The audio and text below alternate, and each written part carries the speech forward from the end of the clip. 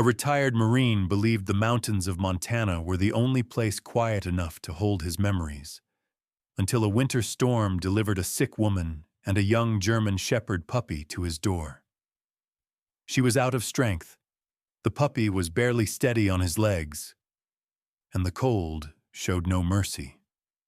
What followed was not a fight with weapons, but with fear, faith, and the weight of a promise soldiers never forget.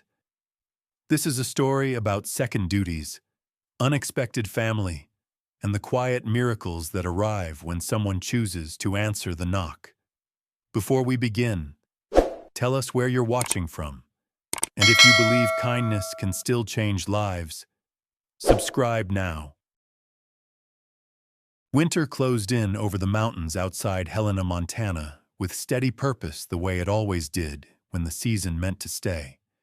Snow pressed down on the forest roads until they vanished. Pines stood stiff and dark under white weight. The sky held low and gray, as if sound itself had been buried.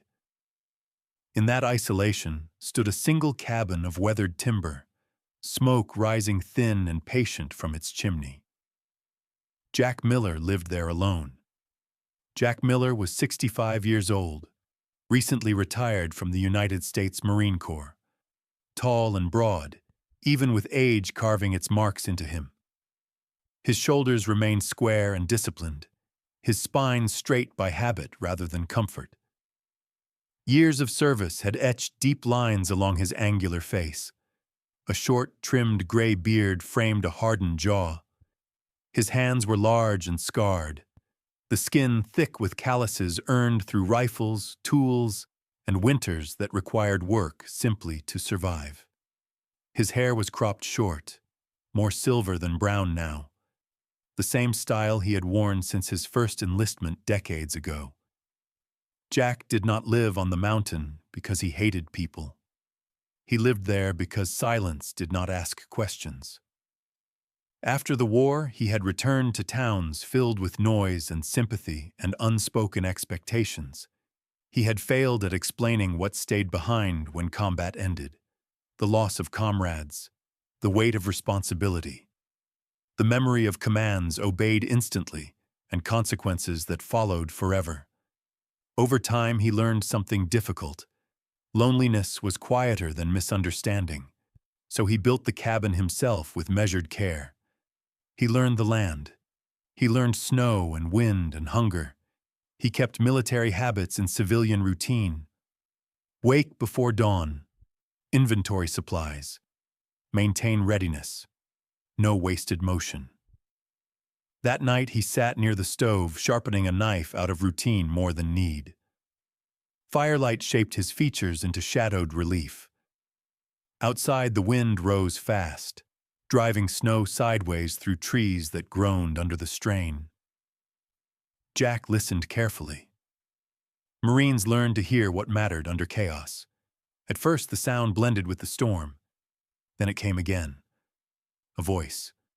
Weak, strained, human. Jack froze. The knife stopped against stone. His heart rate shifted instantly from rest to alert, muscles reacting before thought arrived. He stood and moved toward the door without turning off the stove, boots solid against the floorboards. He reached for the latch and paused. Nights like this killed people. Opening the door could invite danger or responsibility. Sometimes both. The voice came again, closer now, urgent beneath exhaustion. Jack opened the door. Wind exploded inward, filling the cabin with snow and cold breath. Standing just beyond the threshold was a woman barely upright. She appeared to be in her mid-50s, medium height but slight. Her frame wrapped in an old wool coat soaked through at the hem. Her skin was pale with strain, cheeks flushed with fever. Strands of light brown, hair streaked with gray, clung wetly to her temples beneath a knitted hat pulled too tight. Her eyes were dark and alert despite fatigue, the look of someone refusing to collapse through effort alone. At her feet stood a German shepherd puppy, roughly 4 months old, round through the chest and belly with youth, thick fur in shades of tan and black dusted white with snow. His ears were only partly upright, still catching up to his head. The puppy leaned against her leg instinctively, unsteady but determined to remain standing. The woman spoke carefully as if each word cost strength. "My name is Evelyn Carter. I am sick. I cannot keep walking. May I stay until the storm passes?" Jack assessed automatically. Fever, exposure, fatigue bordering collapse, no visible weapon, no signs of intoxication. The dog shifted and whimpered softly, nose pressed to her boot. Jack looked past her into darkness. No lights, no tracks he could see through the falling snow. She had come alone. Rules of the mountains were clear. Strangers invited risk, but marine rules cut deeper. Do not abandon the vulnerable. That lesson had been learned with blood. He stepped aside and opened the door fully. "Come in," he said. Evelyn did not hesitate. The moment warmth touched her face, she sagged slightly, breath shuddering in relief. Jack shut the door behind them, sealing out the storm, and returned the cabin to its quiet interior glow. Evelyn lowered herself carefully to a chair near the stove. The puppy wobbled forward 2 steps and collapsed onto the floor with a heavy sigh, curling instantly into sleep, his small body trusting despite fear. Jack set a blanket around Evelyn's shoulders. His movements were practiced and efficient. He filled a kettle, set it on the stove, and watched her closely. Evelyn's face showed lines shaped by years of care more than hardship. There was intelligence there. Patience. She fought to stay upright out of pride rather than strength. Jack recognized it. He had seen it in wounded Marines refusing evacuation. "You are safe here," he said. Evelyn nodded slowly. "Thank you." Jack's gaze flicked to the dog. German shepherds grew large quickly. This one was young, oversized paws tucked under his chest, breath puffing warm against the floor. He noted the healthy coat, the good weight. The dog had been cared for until recently. "What is his name?" Jack asked. "Buddy," she replied. "He was meant to grow into a big dog. I did not expect winter to come so hard." Jack poured hot water into a metal cup and set it near her hands. "Drink slowly." She obeyed. Steam curled around her face, loosening tension from features held rigid too long.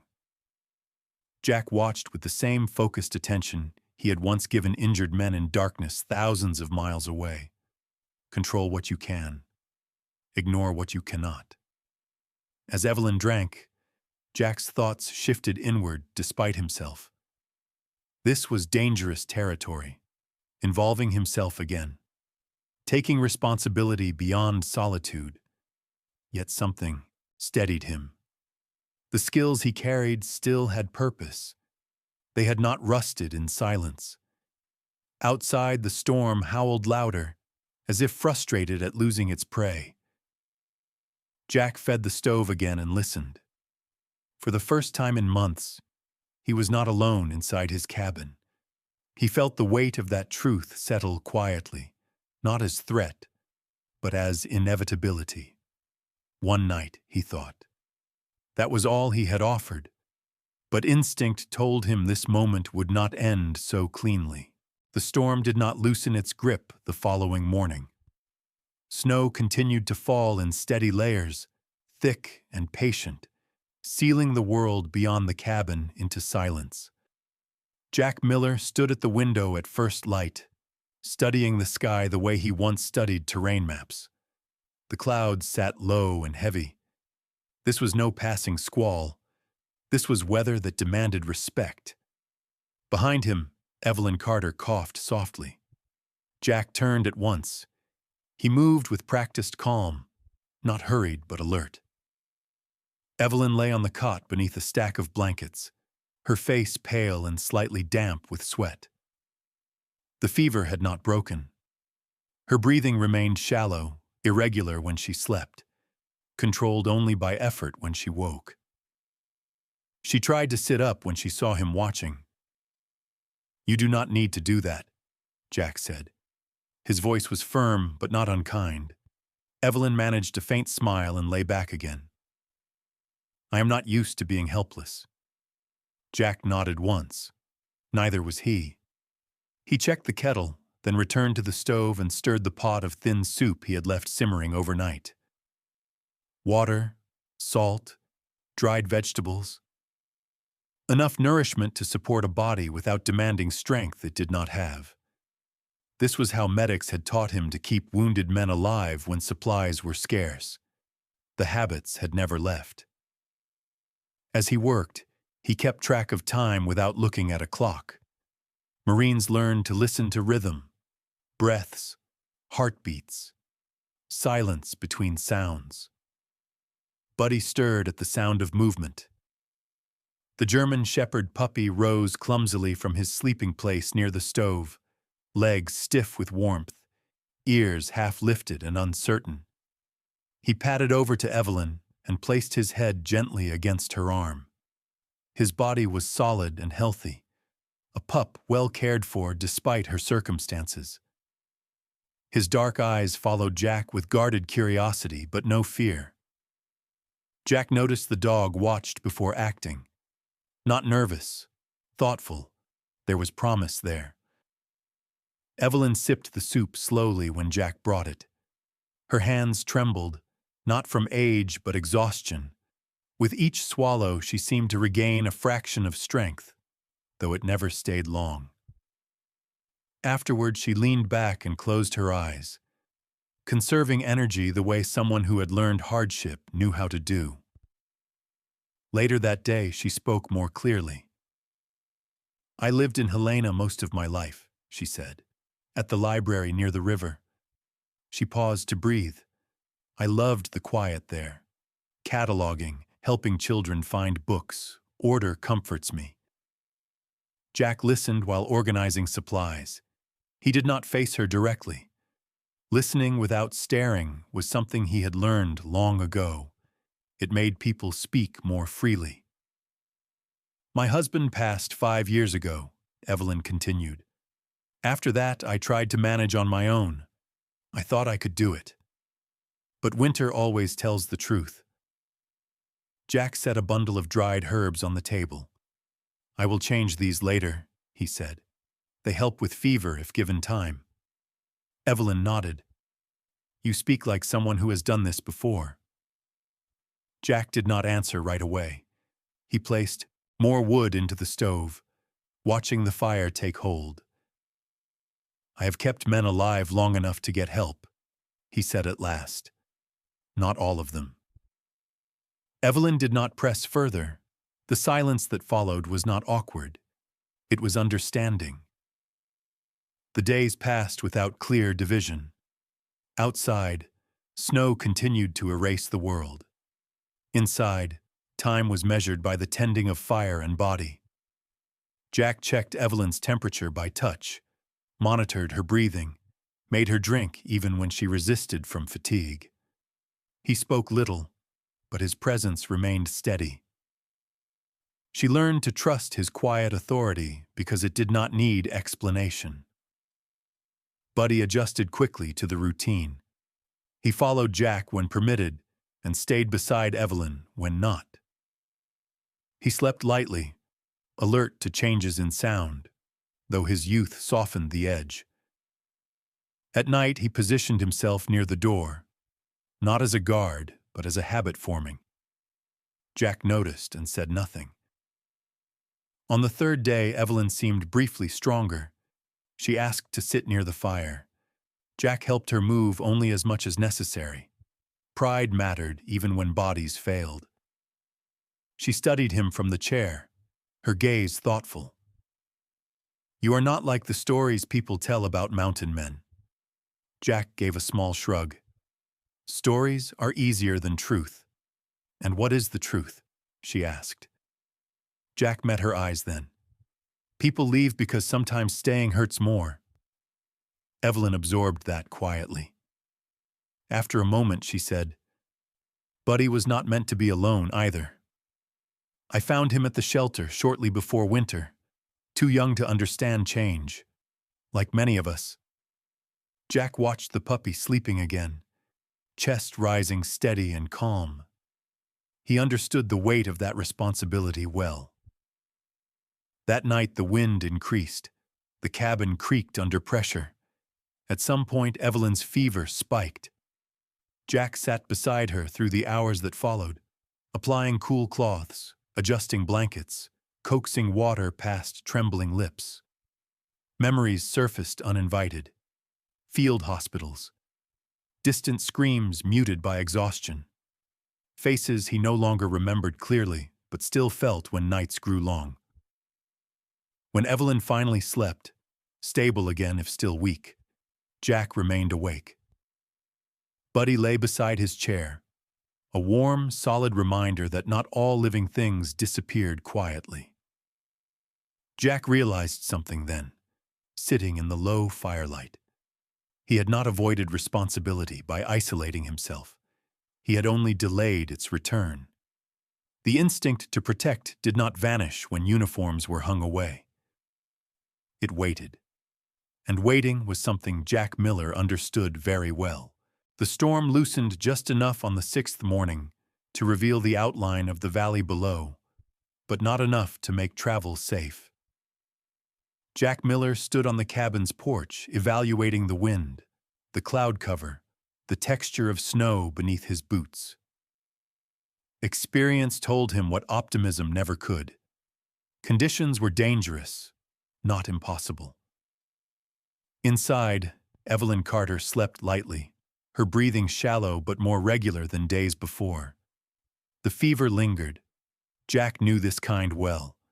It could break on its own or take a life quietly if neglected too long. Herbs had done what they could. Waiting longer would be gambling. Jack moved without ceremony.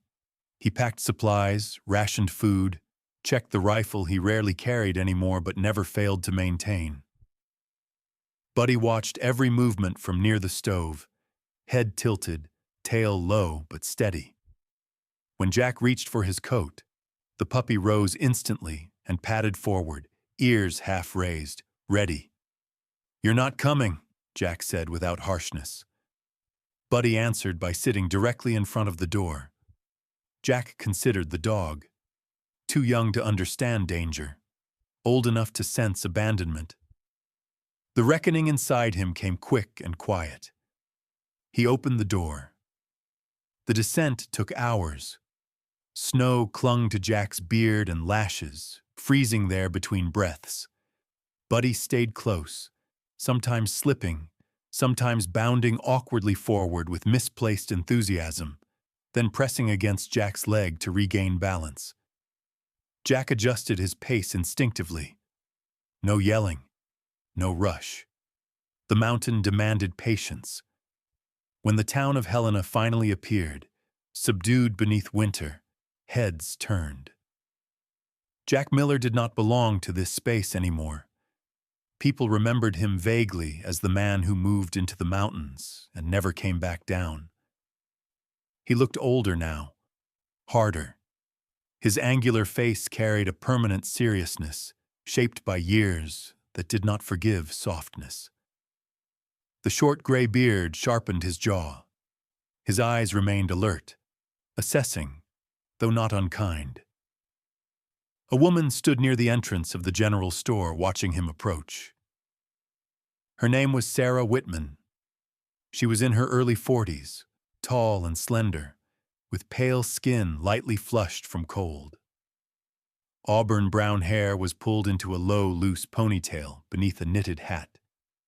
Her eyes were hazel, attentive, the kind trained to notice children misplacing gloves and neighbors hiding worry.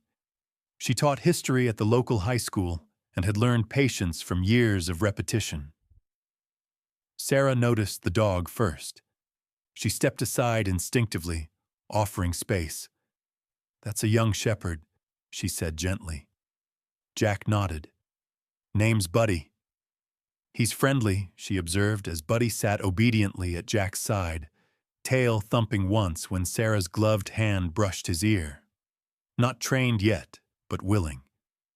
Jack accepted that evaluation more readily than most commentary. He entered the store.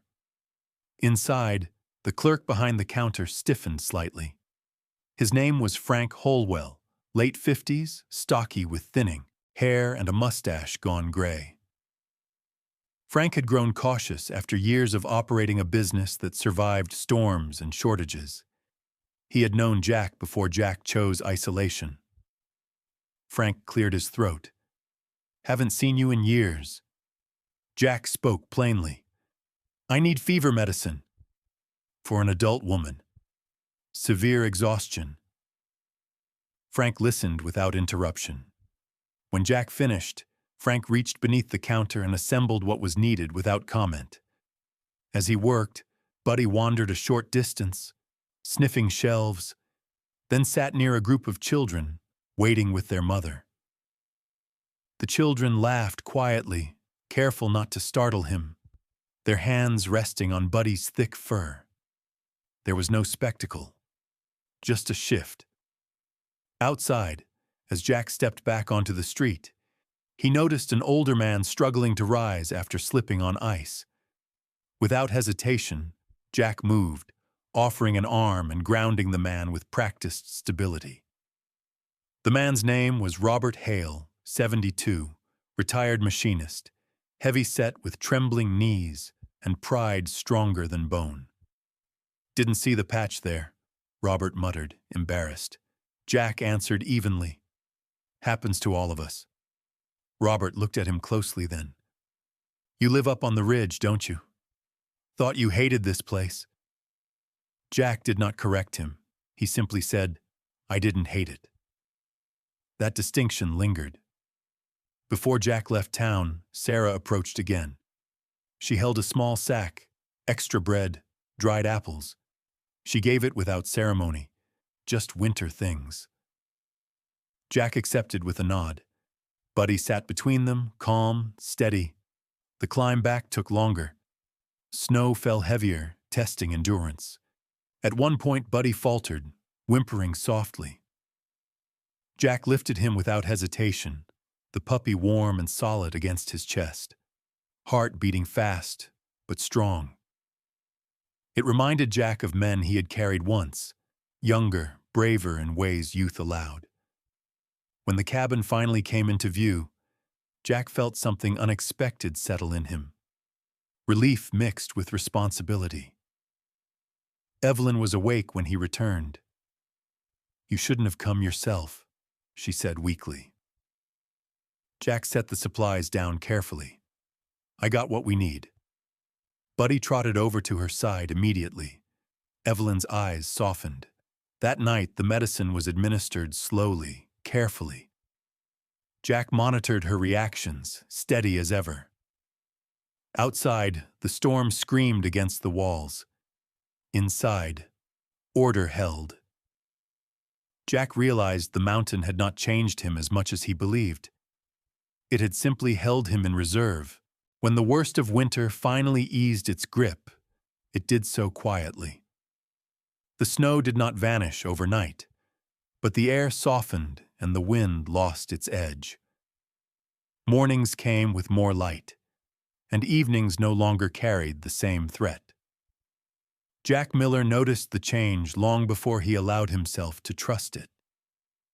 Evelyn Carter's recovery followed the same slow, deliberate rhythm. She did not rise from her illness in a single moment of strength. Instead, she improved inch by inch. Some mornings, she could sit upright without help. On better days, she managed a few careful steps beside the table, one hand pressed flat to the wood for balance.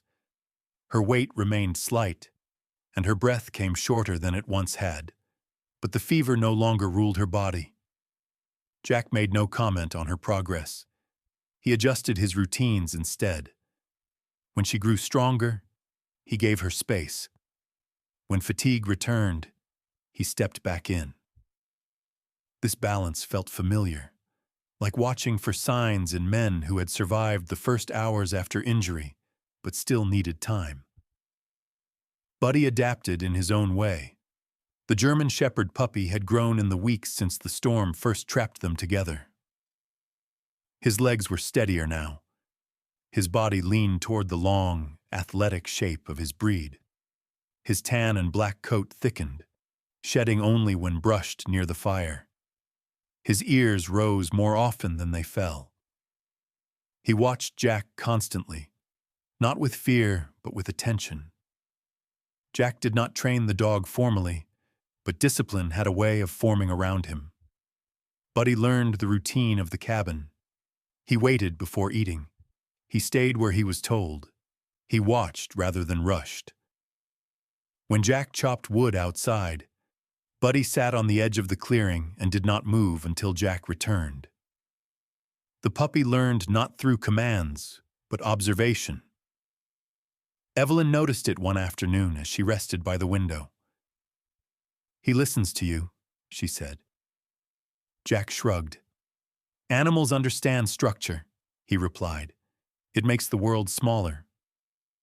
She smiled at that. Her face carried new color now, but it also carried understanding. She had lived long enough to recognize when something was settling into place. By the time the weather allowed for safe travel, Evelyn knew what had to happen. She did not announce it suddenly. She chose a calm evening after supper, when the light faded gently behind the trees, and Buddy slept with his chin on Jack's boot. "I cannot stay much longer," Evelyn said. Her voice was steady. Jack nodded. He did not ask why. She continued anyway. "I will manage in town. I can rest there. There are people who can help from time to time." She looked toward Buddy, then back to Jack. "I cannot give him what he will need as he grows." Jack met her gaze. He understood the weight behind her words. Buddy was no longer a small comfort animal. He was becoming a working dog by nature. Energy and instinct pressed against his young frame. He needed space, purpose, strength. Evelyn drew a slow breath. People think leaving means giving up. Sometimes it means knowing when to stop holding on. Jack considered that. He had lived most of his life doing the opposite. Holding on long past reason, past endurance, past grief. When the morning came for Evelyn to leave, there was no dramatic farewell. Jack saddled the mule that had waited patiently through the winter and prepared Evelyn's pack with care. She dressed slowly, her movements cautious but determined. Her clothes hung looser now, but her posture remained upright. Buddy followed her anxiously at first, then paused, uncertain. He looked to Jack, then back to Evelyn. She knelt with effort and rested her hand on Buddy's head. "You are meant for more ground than I can give you," she said softly. Her fingers lingered in his fur. "I chose you because I thought companionship was enough, but you deserve a life with work and care." She stood and faced Jack. Her eyes were clear. "You spent your life protecting others. Let him stay with you." Jack did not argue. He did not pledge. He accepted the leash when Evelyn placed it into his hand, the same way he had accepted orders long ago, with quiet readiness, with responsibility rather than emotion. Evelyn smiled once. "Thank you for keeping us alive." Jack answered simply, "That was the job." She mounted the mule with Jack's help. There was no speech, no tears, only a final glance at the cabin and the forest beyond. Then she descended the path toward town steadily, without looking back. Buddy stood beside Jack as they watched her go. He did not whine. He did not chase. He remained still, sensing finality. That night, the cabin felt different, but not empty. Jack prepared a third bowl of stew without thinking, and then set it aside unused. He noticed. He adjusted. Later, he stepped outside with Buddy by his side. The stars were sharp against the sky, unbroken. Jack placed his hand on the dog's neck, feeling warmth and solid muscle beneath his palm. "You stay," he said. Buddy leaned into him. Jack Miller did not smile, but for the first time since leaving the service, he felt a mission settle naturally into his hands. Not one given by command, but one earned by choice. Spring did not arrive with celebration. It arrived the way truth often did in the mountains, quietly and without asking permission. The snow retreated day by day from the lower paths, leaving dark earth exposed in narrow bands. The air softened. The light lingered longer in the evenings. Jack Miller noticed these changes the same way he noticed everything else, without comment, adjusting his habits rather than naming the shift. He went down to town more often now. Not every day, not with enthusiasm, but with a steady regularity that surprised the people of Helena more than words ever could. Jack repaired fences damaged by winter winds. He mended a warped barn door for old Robert Hale and sharpened tools at Frank Holwell's store when asked. He spoke little, worked thoroughly, and left things better than he found them. That was enough. Buddy became the bridge without trying to be one. By late spring, the German Shepherd was no longer a round puppy. He stood taller now, legs long and sure, ears fully upright, coat sleek and strong in shades of tan and black that caught the sun. He remained young, barely past his first year, but there was purpose in the way he moved beside Jack. He waited when Jack stopped. He watched when Jack spoke. Children recognized him instantly. Sarah Whitman noticed this change one afternoon when Jack and Buddy passed the schoolyard. Sarah still taught history, still wore her auburn hair tied low, still carried the calm attentiveness of someone who believed that lessons were not always written down. The children ran to the fence, laughing, calling Buddy's name. The dog sat without command, tail wagging once, controlled but pleased. "You've given him discipline," Sarah said as Jack paused nearby. Jack replied evenly. He already had the bones for it. Sarah nodded. "That makes all the difference, doesn't it?" Jack did not answer, but the words stayed with him. He knew better than most what happened to raw strength without direction. Sometimes Jack showed children how to walk safely on late ice. Other times he explained why silence mattered in cold weather, or how to check knots before trusting rope. These were not lectures. They were habits passed along, the way skill had always been transferred among soldiers. One person watched, another learned. The town began to see Jack Miller differently, not as the hermit on the mountain, but as a man who had returned after a long watch.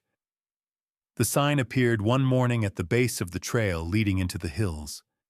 It was simple wood, hand-carved, unpolished by design.